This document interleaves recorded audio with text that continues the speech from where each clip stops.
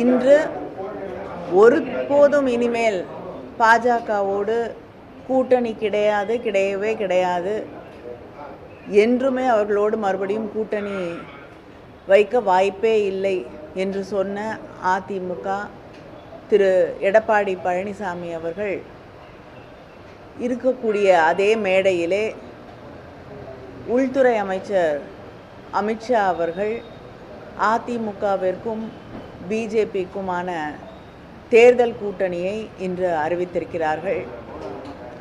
பல்வேறு நேரங்களிலே தொடர்ந்து பிஜேபியுடைய மக்களுக்கு எதிரான பல்வேறு மசோதாக்களை, திட்டங்களை எதிர்த்து கொண்டிருப்பதாக சொல்லிக் கொண்டிருக்கக்கூடிய அதிமுக திரு எடப்பாடி பழனிசாமி அவர்கள் அதே மேடையிலே இன்று மௌனமாக அமர்ந்து அந்த கூட்டணியை ஆமோதித்து ஏற்றுக்கொள்வதை நாம் பார்க்க முடிந்தது. இது பட்டவர்த்தனமாக, தெளிவாக தன்னுடைய இயக்கத்தை மட்டுமல்லாமல் தமிழ்நாட்டு மக்களுக்கும் அவர் செய்திருக்கக்கூடிய மிகப்பெரிய துரோகம் என்பதை எடுத்து காட்டக்கூடிய ஒரு கூட்டணியாகத்தான் இந்த கூட்டணி அமைந்திருக்கிறது. இதைத்தான் நம்முடைய முதலமைச்சர் அவர்களும் தொடர்ந்து அவர்கள் பிரிந்து விட்டதாக சொன்னாலும் தொடர்ந்து அவர்கள் தொடர்பிலேயே இருக்கிறார்கள். இந்த கூட்டணி மீண்டும் உருவாகும் என்பதை சுட்டிக்காட்டி கொண்டிருந்தார்கள். அந்த உண்மை இன்று வெளியாகி இருக்கிறது. மக்களை அவர்கள் வெகு நாள் ஏமாற்ற முடியாமல் அந்த கூட்டணியை இன்று வெளிப்படையாக அறிவிக்க வேண்டிய ஒரு நிர்பந்தத்திற்கு ஆளாக்கப்பட்டிருக்கிறார்கள். மேடம், தமிழ்நாட்டுக்கு தமிழ் மொழிக்கு இதுவரை திமுக எதுவுமே செய்யல. அவங்க பட்டியலிட்டு காமிக்கிறது அமைச்சர் சொல்லியிருக்காரு. இல்லைங்க, ஒரு தமிழ் சங்கம் நடத்துகிறோம் அப்படின்னு சொல்லி காசி தமிழ் சங்கத்தில் நாங்கள் நடத்தி இருக்கிறோம். அது நாங்கள் தமிழுக்காக செய்திருக்கக்கூடிய மிகப்பெரிய தொண்டு அப்படின்னு சொல்கிறாங்க. காசி தமிழ் சங்கம் நடத்துறதுங்கிறது தமிழ் காசிக்கு செய்திருக்கக்கூடிய ஒரு நன்மையாக நாம் எடுத்துக்கொள்ளலாமே தவிர அதனால் தமிழ் எப்படி வளருதுன்னு எனக்கு தெரியவில்லை. முதலமைச்சர் அவர்கள் பல முறை தொடர்ந்து சொல்லியிருக்கிறார்கள். சமஸ்கிருதத்திற்கு கிட்டத்தட்ட 2400 கோடிக்கு மேலே அங்கே இருக்கக்கூடிய ஒன்றிய அரசாங்கம் செலவழிக்கிறது. ஆனால் தமிழுக்கு இவங்க வளர்க்குறதா சொல்லக்கூடிய தமிழுக்கு 100 கோடி கூட அவங்க ஒதுக்கீடு செய்வதில்லை. இப்படி ஒரு பாரபட்சமாக நடந்து கொள்ளக்கூடிய ஒரு ஆட்சி, தமிழ்நாட்டில் நடத்தக்கூடிய கேந்திரிய வித்யாலயாவில் கூட தமிழ் சொல்லி கொடுப்பதற்கான நிரந்தரமான ஆசிரியர்களை நியமிக்காத ஒரு ஆட்சி என்ன தொண்டை தமிழுக்காக அவர்கள் செய்துவிட முடியும்? எங்கேயாவது போகும்பொழுது பிரதமர் திருக்குறளை சொல்லுவதும், நிதியமைச்சர் அவர்கள் திருக்குறளை எடுத்து மேற்கோள் காட்டுவதும் தமிழை வளர்க்கக்கூடிய ஒரு முயற்சியாக நாம் எடுத்துக்கொள்ள முடியாது. இவங்க தமிழுக்காக என்ன செஞ்சுருக்காங்க? ஹிந்தியை தொடர்ந்து திணித்து கொண்டிருப்பதை தவிர அவங்க தமிழுக்காக எதையும் செய்ததாக நாம் கிடையாது. அதை தாண்டி மும்மொழி கொள்கையை திணிப்பதாக இருக்கட்டும், எஸ்எஸ்ஏ ஃபண்ட்ஸை நிறுத்தி வச்சுட்டு நமக்கு தரமாட்டேன்னு சொல்லக்கூடிய ஒரு நிலையாக இருக்கட்டும், இப்பொழுது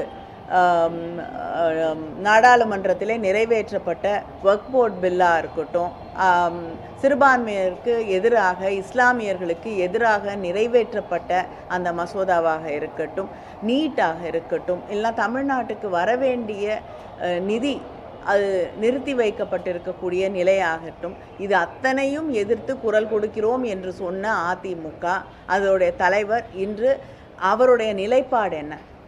நாங்கள் சமீபத்தில் தான் சிறுபான்மை மக்களோடு நாங்கள் நிற்போம் அப்படின்னு ஒரு ஆணித்தரமாக பேசினார் மேடையிலே. ஆனால் இன்று அதே மேடையிலே யார் அந்த மசோதாவை நிறைவேற்றினார்களோ அவரோடையே அந்த மேடையிலே அவர் அமர்ந்து கொண்டிருக்கிறார். அதைவிட மோசமாக தன்னுடைய கட்சியின் தலைவர்களை, பேரறிஞர் அண்ணா, அடுத்து அம்மையார் ஜெயலலிதா அவர்களையெல்லாம் விமர்சித்து தரக்குறைவாக பேசிய ஒரு தலைவரோடு இன்று மேடையிலே அமர்ந்து கொண்டு கூட்டணியை யாரோ ஒருவர் அறிவிக்க இவர் அமைதியாக அதை கேட்டுக்கொண்டிருக்கக்கூடிய நிலை. யாருடைய தலைமையில் கூட்டணி அமையுதோ அவங்க தான் வந்து அந்த கூட்டணியை பற்றி அறிவிப்பார்கள், பேசுவார்கள். இன்றைக்கி பேசக்கூடிய உரிமை கூட அவருக்கு இல்லாத ஒரு நிலையிலே கூட்டணி அறிவிக்கப்படுகிறது. தங்களுடைய தலைவர்களை எல்லாம் இழிவாக பேசிய ஒருவரோடு அந்த மேடையில் அமர்ந்து கொண்டு அந்த கூட்டணியை ஏற்றுக்கொள்கிறார் என்று அவரே அதே தலைவர்களை தன்னுடைய வீட்டுக்கு அழைத்து விருந்தளிக்கக்கூடிய ஒரு நிலைக்கு அவர்கள் தள்ளப்பட்டிருக்கிறார்கள். இது வந்து கட்சிக்கு செய்யக்கூடிய துரோகம், தமிழ்நாட்டு மக்களுக்கு செய்திருக்கக்கூடிய மிகப்பெரிய துரோகம். அதனால இதுக்கு தகுந்த பாடத்தை தமிழ்நாட்டு மக்கள் சொல்லித் தருவார்கள். திமுக ஆட்சியில் பல ஊழல்கள் செய்யப்பட்டிருப்பதாக மத்திய உள்துறை அமைச்சர் பேசியிருக்காரு. அந்த ஊழல்களை மறைக்கிறதுக்காக தான் மும்மொழி கொள்கையை வந்துட்டு கையில் எடுத்திருக்காங்க அப்படிங்கிற மாதிரி பேசியிருக்காங்க. மும்மொழி கொள்கை வந்து அவங்க கையில் எடுத்திருக்காங்கங்க. நம்ம வந்து மும்மொழி கொள்கையை எதிர்க்கிறோம். ஹிந்தி திணிப்பை அந்த மும்மொழி கொள்கையின் வழியாக கொண்டு வருவதை நாம் எதிர்க்கிறோம். 2 மொழி கொள்கை தான் தமிழ்நாட்டிலே வேண்டும் என்பதுதான் நம்மளுடைய நிலைப்பாடு. அது இன்று நேற்று உருவான நிலைப்பாடு கிடையாது. வந்து 30களிலிருந்து வந்து தமிழ்நாடு ஹிந்தி திணிப்பை எதிர்த்து போராடி கொண்டு தான் இருக்கிறது. அதன் தொடர்ச்சியாகத்தான் நம்முடைய முதலமைச்சர் அவர்கள் 2 மொழி கொள்கை தொடர வேண்டும், மும்மொழி கொள்கையை ஏற்றுக்கொள்ள மாட்டோம் என்று திட்டவட்டமாக அறிவிப்பது இந்த நீண்ட வரலாற்றின் அடிப்படையில் தான். அதனால் இன்று ஆட்சியில் இருக்கிறோம் இல்லை அப்படிங்கிறதுக்கும் இதை எதிர்ப்பதற்கும் எந்த சம்பந்தமும் கிடையாது. தொடர்ந்து தமிழ்நாடு இதை எதிர்த்து கொண்டிருக்கிறது. திராவிட முன்னேற்றக் கழகம் இதை எதிர்த்து கொண்டு தான் இருக்கிறது. நீங்கள் பிஜேபி எடுத்துக்கிட்டிங்கன்னா ஒன்றிய அரசாங்கம் இன்றைக்கி கிட்டத்தட்ட எல்லா எதிர்க்கட்சி தலைவர்கள் மீதும், நாடு முழுவதும் இருக்கக்கூடிய எதிர்க்கட்சி தலைவர்கள் மீது இன்கம் டேக்ஸ், சிபிஐ, இடி இது 3ஐயும் அவர்களை அடக்குவதற்காக, அவர்களை ஒடுக்கி விடுவதற்காக தொடர்ந்து பயன்படுத்தி கொண்டிருக்கிறார்கள். யாரெல்லாம் அவர்களை எதிர்த்து பேசுகிறார்களோ அவர்கள் மீது இந்த இன்கம் டேக்ஸ், சிபிஐ, இடியை அவங்க பயன்படுத்துகிறார்கள். கிட்டத்தட்ட 95% இடி கேசஸ் வந்து எதிர்கட்சியில் இருக்கக்கூடிய தலைவர்கள் மீது போடப்படுகிறது. ஆனால் கன்விக்ஷன் ரேட்டுன்னு எடுத்துக்கிட்டிங்கன்னா 2% கூட அது தொடுவது கிடையாது. அதனால் எந்த அளவுக்கு பொய்யான வழக்குகளை அவர்கள் போடுகிறார்கள் அப்படிங்கிறத நம்ம தெளிவாக பார்க்க முடிகிறது. இதே வழியில் தான் வந்து தமிழ்நாட்டில் இருக்கக்கூடிய நம்மையும் அவர்கள் மிரட்டி விடலாம் என்று ஒரு தப்பு கணக்கு போட்டுட்ருக்காங்க. அதனால் இவங்க வந்து தான் ஆட்சியிலே செய்யக்கூடிய தவறுகளை திசை திருப்புவதற்காக இப்படிப்பட்ட வழக்குகளை தொடுக்கிறார்களே தவிர, இப்படிப்பட்ட குற்றச்சாட்டுகளை வைக்கிறார்களே தவிர நாம் திசை திருப்ப வேண்டிய அவசியம் கிடையாது. ஏன்னா நம்ம முதலமைச்சருடைய திட்டங்கள் மக்களுக்கு போய் சேர்ந்திருக்கிறது. மக்களிடம் அவருக்கு திராவிட முன்னேற்ற கழக ஆட்சிக்கு ஒரு நல்ல வரவேற்பு இருக்கிறது. வரக்கூடிய தேர்தல் முடிவுகளில் அதை நாம் தெளிவாக பார்க்க முடியும். செய்திகளை உடனுக்குடன் தெரிந்து கொள்ள உடனே சப்ஸ்கிரைப் பண்ணுங்க.